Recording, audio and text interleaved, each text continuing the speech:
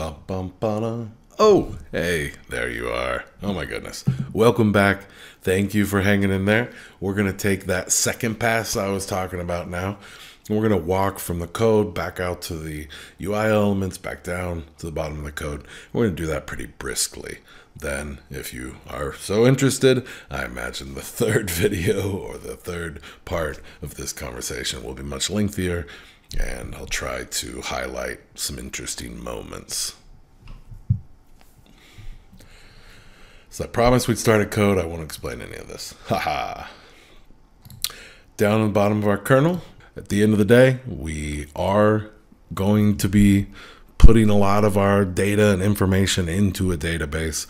And so just some convenience-based classes here and making sure kernel is plumbed up as part of the enterprise so that as we find, certain moments where we really need to have a kernel, we have it available. You can see I've added some extended copy property tools, different ways I wanted to abuse reflection, some crypto encryption, decryption stuff, the overarching idea of certain endpoints. That's probably too rich for up here. That's not necessary. Our base is domain events so that we can use domain events, and a wrapper for some common things that we're going to find in like our app settings configs, but this is extended later. I'm going to jump from here to core modules. So we talked a little bit about financial module and known accounts module. Live rooms is a module that wraps Signal R and makes all of that easy to integrate with. So by and large, these are high utility, kind of 5% of WordPress that I need every time I build any application. So taking a look at kind of the architecture inside of one of these, in the core module itself, we see our domain layer. Definitely going to run into some moments where even I want to improve things, but let's just take it for what it is. Known account is an aggregate root. That's what this underscore should be telling me, but there are way too many aggregate roots then in this particular build that I've pulled up here.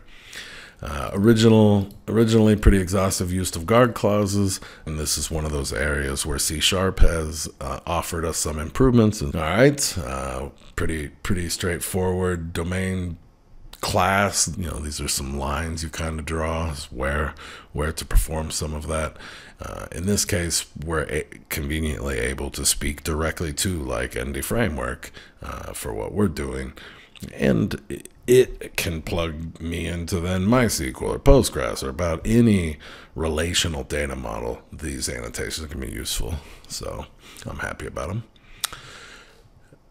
When we use migrations, these translate into true parameters that are passed into your SQL server to describe that data. We see most of the required data is private on the setter side, which means we have to provide a way to interact with it if that is our intention. Our consuming audience won't be able to. We see that the exposed enumerables and our relationships to other tables and our data is read-only. Again, you'd need to work with something about the class to ask politely to add or remove, do different things with that information. And that's a big part of what I mean anyway, when I'm talking about code being at the very bottom of your stack. The code is the thing we're building. This code here has the right amount of OO and intelligence built into it that the majority of the rest of the system I'm going to build is like plumbing. Right? It's all just different ways that these things come together to become more complex solutions to the actual problem. But moving all of that and organizing all that logic down here means most of what makes the system intelligent lives very cleanly at the bottom of the stack.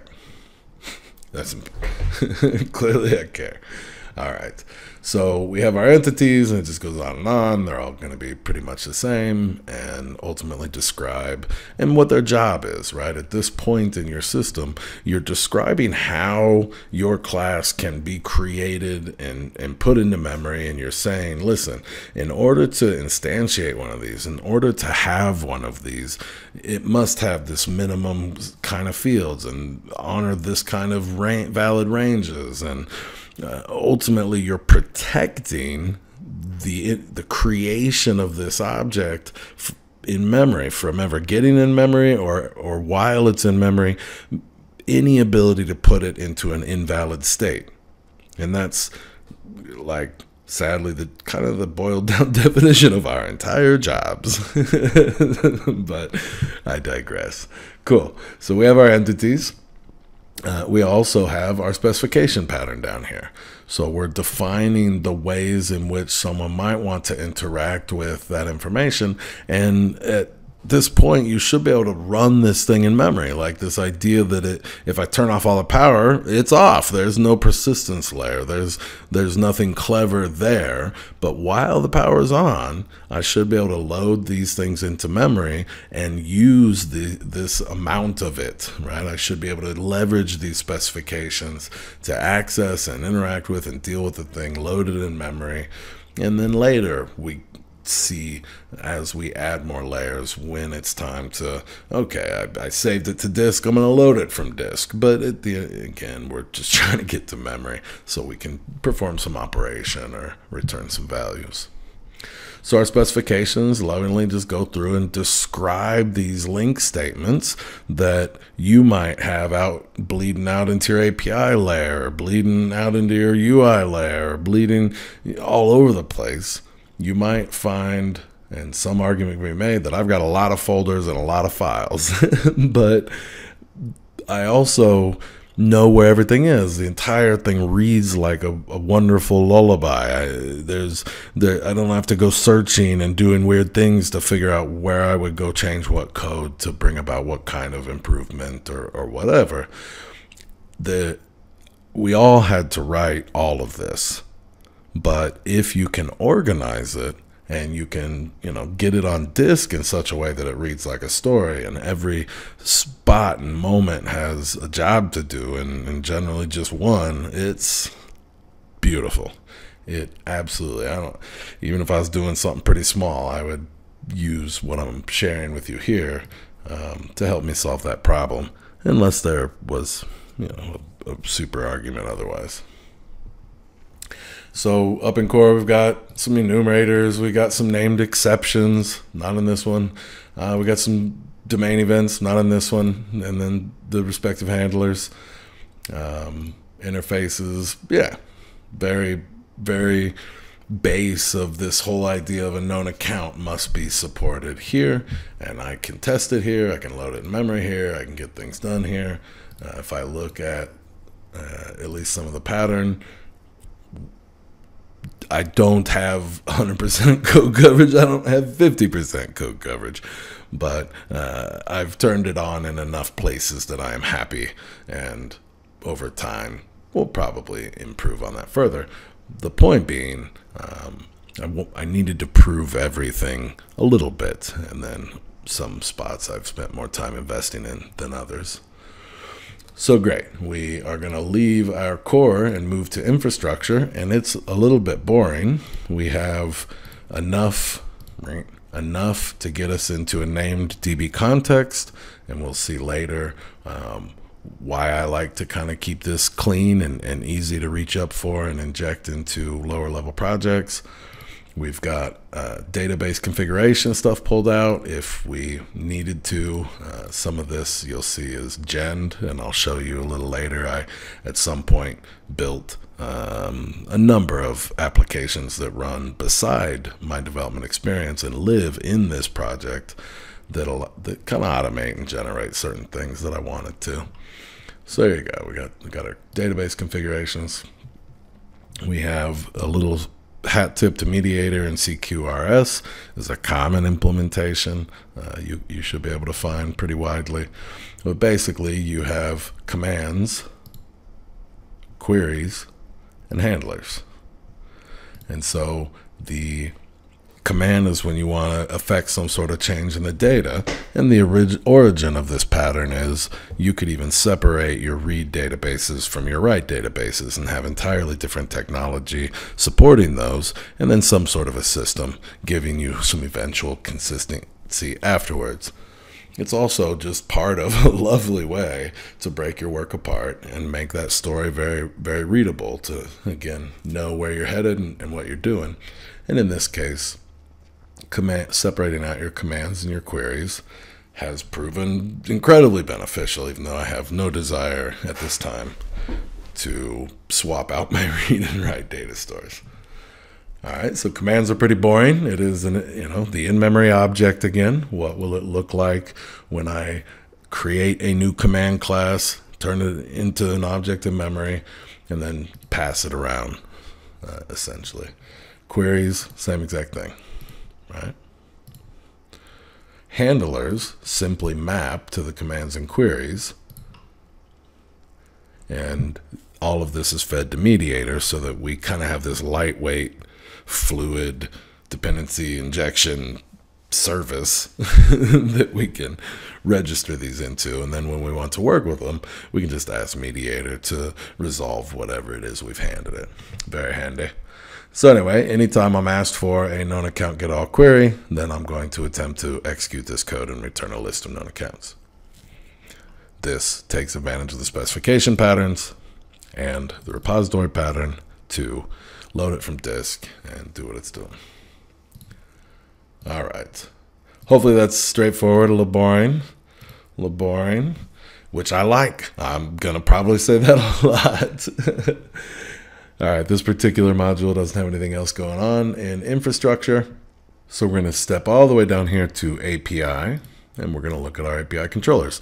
These are a little more traditional controllers, Web API 2 style controllers. I've certainly been looking at some other patterns that I might deploy here. I played a little bit with the endpoint patterns, and we've got mediator and mapper both being injected. Mapper and mediator, so I guess we need to talk about API common. Wasn't able to reference API from my application. At the time, there were some challenges that may or may not have been overcome by now. And I kind of started to enjoy having this API common where I broke out my interfaces, request response objects, which the request objects is I want to probably factor this out into the command query, but then that feels a little dirty. I don't know. I've gone back and forth. Mostly they're just here because I absolutely love being able to ask my request object to craft the route I'm ultimately headed for. So the response objects never got into play. I guess we don't have any in here. So there you go. I've already deleted them. And view models so that we can expose a anemic class to that API response that other consuming applications can have a copy of that library, and no big deal, right? The idea of a domain transfer object or a view model or whatever you want to call it is, number one, we want to protect and keep that business logic we've written out into those higher abstract libraries. Down here, we just want maybe a subset of that ultimate entity, or maybe we want to flatten it out a little. We can really focus on building a class object that is only meant to transmit, data. There's generally no, 99% less desire to build any smart logic into these. You're going to be like POCOs. And then when you do get a bit of data in your API, you build out this kind of response object, you're in complete control of what information is and isn't provided. Maybe there are certain tables you don't want to expose the ID to the consuming client, or you want to do things a little differently. I work all that out through automaps. I've heard some people give different opinions about automaps. For me, I never really took auto maps very far, so I think the biggest issue people were having was they were like super overcomplicating things. and really pressing auto map to its limit, I find it works absolutely great. Most of the time I'm just mapping the business object minus all of the behavior logic that's in those. And if I want to make little changes, I need to map fields that aren't named exactly the same, or I want to do anything. I've also, in a completely different use, which I don't believe is in this project, I like AutoMap for taking other people's API endpoints and however they decided they wanted to present that information back to my consuming application, I can just sort of put an adapter in there really fast and rename whatever I want. Map those fields to fields I appreciate. That way my code doesn't end up full of like all lowercase underscore sort of names coming off of some JSON result set or something. Very handy tool. I appreciate it much. And if you're not super familiar, we're basically able to just say, hey, map this kind of class to this kind of class. And if we just say it like this, we're saying, and for every property that has the same name, set the value, right? What a lovely way to map between similar or matching classes. All right, cool. So now we're back to our API. And we ran off on that tangent because we were injecting mapper. Now you know what that's about. Mediator, we talked about loosely. It allows us to simply say, hey, here we're building up a query. Here we were handed a raw command. We can turn right around, hand that command to mediator. And because the mediator's the binding we registered, it's going to be able to match that with the command and command handler.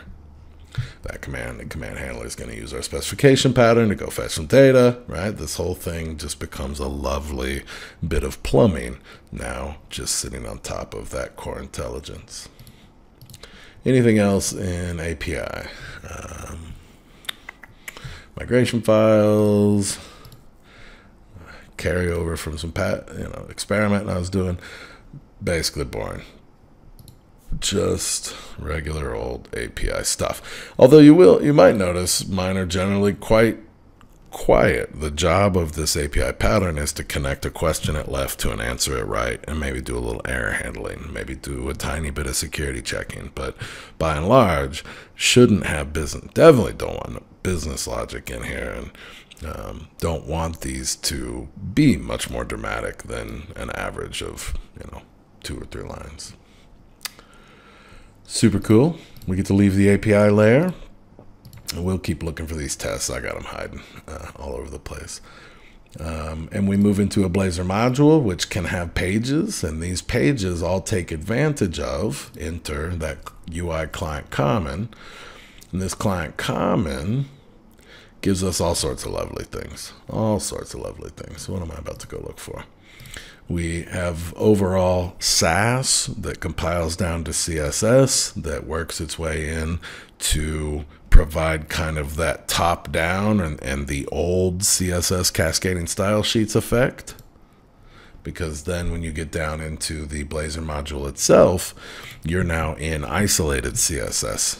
And so by having a good relationship between my Sass coming down to kind of plumb it all up with all the common concepts, and then isolated CSS for each piece of a given module.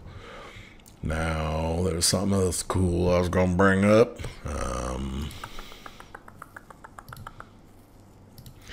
What did I want to point at? There's a bunch of stuff. Let's talk about layouts. So providing a overall master page layout behavior so that all of these different lazy loaded and preloaded modules can participate in all sorts of different layout constructs, right? It works really well. Very, very clever. And you can make really cool things happen with this. And so all my layout master pages are defined up here. We also have, let me find one of the cooler landing pages. I have my render fragment, but I don't see it in here. I don't see it in here.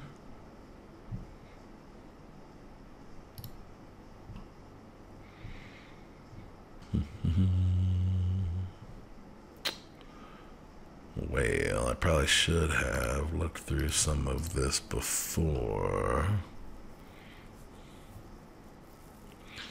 Oh, you're definitely going to have it. Where is it hiding? You know what? I'm looking for this wrong. Here they are. So even though we're way out here and this Blazor client common is going to get cooked down to an RCL and then imported and used, we can create several different windows, I'll call it, that the modules are able to reach up into and change the population. Not just the main content, which is great. I can use the master page up here and inject my known accounts to build out menus and navigational constructs and deal with access permissions, and then I can replace that main body of the content with whatever the opinion is coming out of what was routed to that module in question. All that is just lovely. But now I can also just define these particular areas and moments where that module is able to replace more than just the main content. I said that in about 1,000 words. What else is super cool? The way that stuff is facilitated is pretty cool, but pretty boring. What else is cool? Yeah, I don't know. I love my Blazor client common. Very helpful. Otherwise, pretty boring. Just sort of getting things started. If you are using something like Blazor, where are you at? You're up in here a little bit. Definitely talking about Blazor. So for whatever reason in this project, I'm not initializing Blazor up here. I'll have to think about that a little more. Certainly could. If you had some like global opinion you wanted to apply. I do know a number of these applications I've been working on. A lot of that look and feel is actually loaded from the database, and so most of those Blazor concerns are going to be down on the client. We'll see. All right, so it gives us our lazy module, and you know, if you were to take something, let's just look here. There's patterns, right? So known accounts is the name of this lazy module. Now it can hear the request for this because it's a lazy module rendered inside the client that uses the Blazor client common. It can do so and deliver that content all the way up to Blazor client common. Very cool. Makes me happy. I need some more phrases. All right, so we move into some examples of some lazy modules, and in the next video I'll probably get into more variations on this. But here we see kind of the online program's core, and it all plays out again. You've already seen all of this. This one's certainly a little happier and healthier, but all of this just follows that same pattern again, where we have our core, infrastructure, API common, the bootstrap loaders, so that I'll just show you.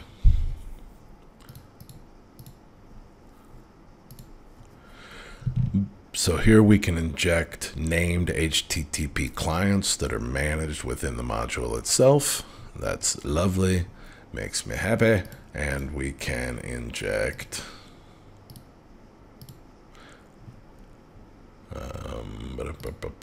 what am I looking for?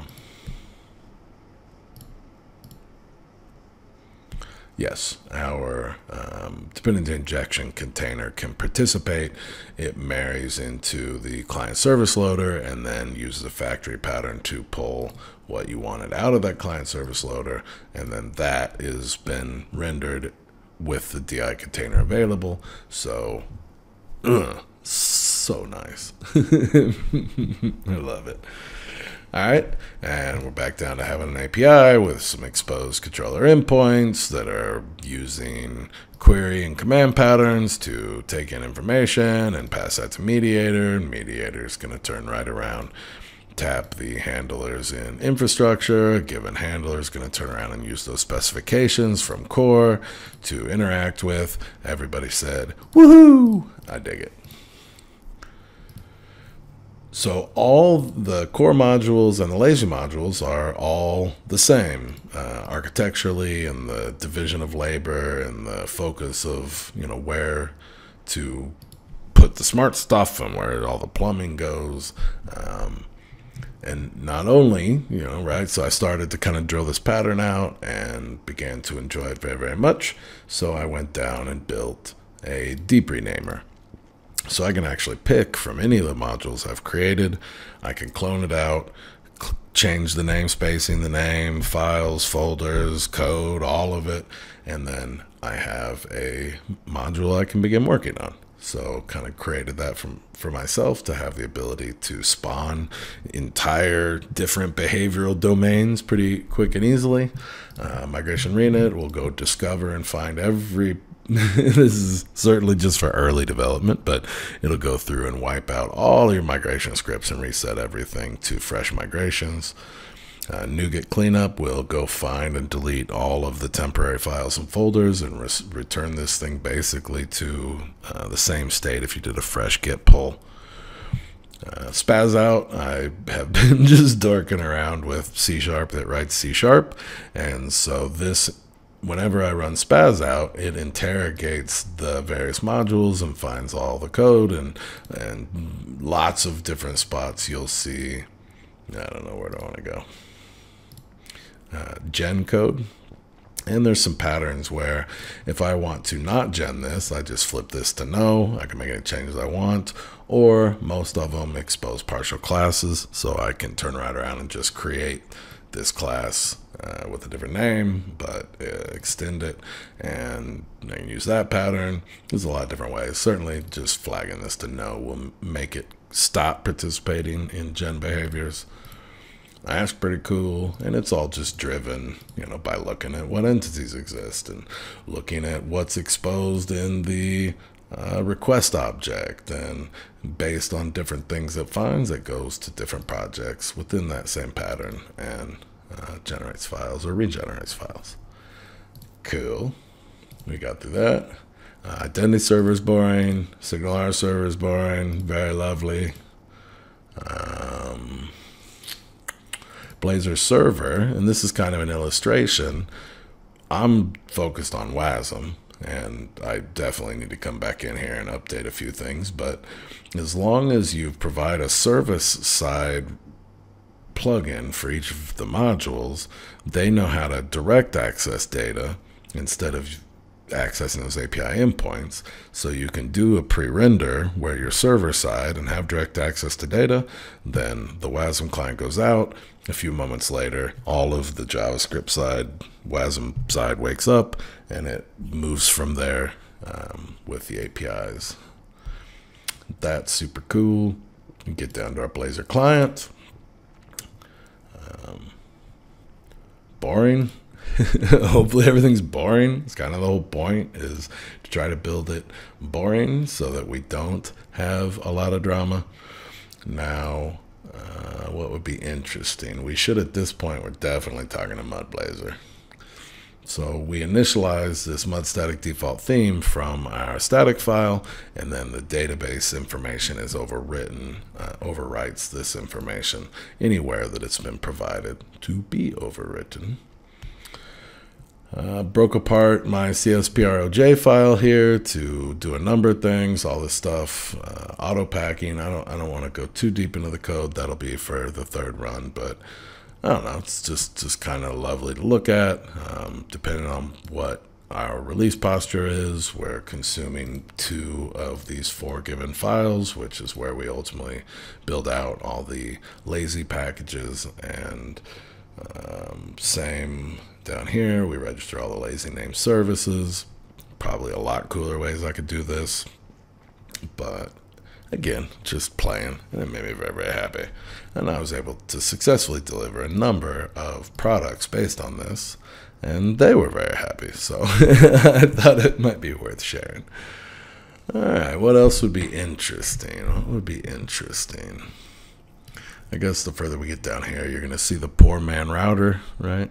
So that's the poor man themer. Where's the poor man router? There it is. This is ultimately the moment we're going to make those decisions about whether, the final moment we can make the decisions about what you do and don't deserve. And when these DLLs ultimately get loaded up and passed to the client, once they've been loaded once, then they won't, they don't need to and wouldn't load again. I imagine there are things you could probably do to trigger that. And away we go. So I think that is a good walk of the stack. Oh, languish, forgot about old languish. I wanted to be able to say things in different languages. And I wanted to use the RESX files and all the out-of-the-box stuff we get from Microsoft. But that became labor intensive, so I built Languish. Languish will go find all of the uses of the language tokenizer and write all of that out to a spreadsheet. You then edit that spreadsheet and feed it back to Languish, and it will go regenerate all the RESX files. Also makes me happy. So there you go. I hope you look forward to digging in to different parts with me. Some of these, there's an incredible story behind this, and all of the things that this poor little module does is just phenomenal. And I could move this into a different project with minutes often if I were to honor, kind of the full kit. I guess as we leave, it might be nice to glance at some of these topmost folders. We've got our reverse proxy and our Docker, some sort of reusable shared Docker files that just build up. It looks like this one is super boring. At some point, no, that's fine. They're fine. And our reverse proxy and our Nginx config. This allows that all the traffic can come in on ports 443 and 80, and then this Nginx file will dole that traffic out to its targeted destination. You gotta make it a little bit cooler if you want a much larger empire, but not much. It's pretty close. You're pretty close. What else do we got going on here? Packed files can publish to local NuGet as a sort of folder as a repo behavior. I found that to be quite lovely.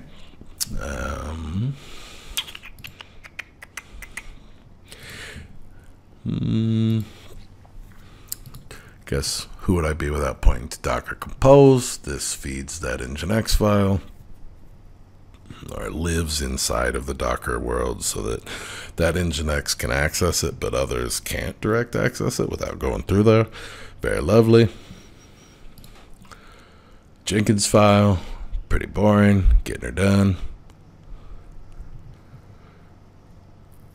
And we're up. Let's see. I'll wait till the next video to run this, but everything we just talked about just runs, and I have probably 10 of these. 3 of them clients, and the rest just different things I've been playing with. I hope there was something in there for you. If nothing else, increased confidence. If you're looking to make an investment in BlazorWasm, you want to update your .NET stack. Overall, you're a shop that produces many things. You want to consider the idea of a common framework that every project you build furthers that common core, and before you know it, 65%, 70% of that client's need when they walk through the door is already dealt with. We made the plumbing so boring that we could spend all of our time getting to the really interesting good stuff. I will find those good tests, so in our next round we're going to walk back down to the core, and we'll pick a particular flow and kind of slow walk it and look at these files in more detail, look at these patterns in more detail. Thank you so much for hanging out. I hope there was something in there for you. Until next time, cheers.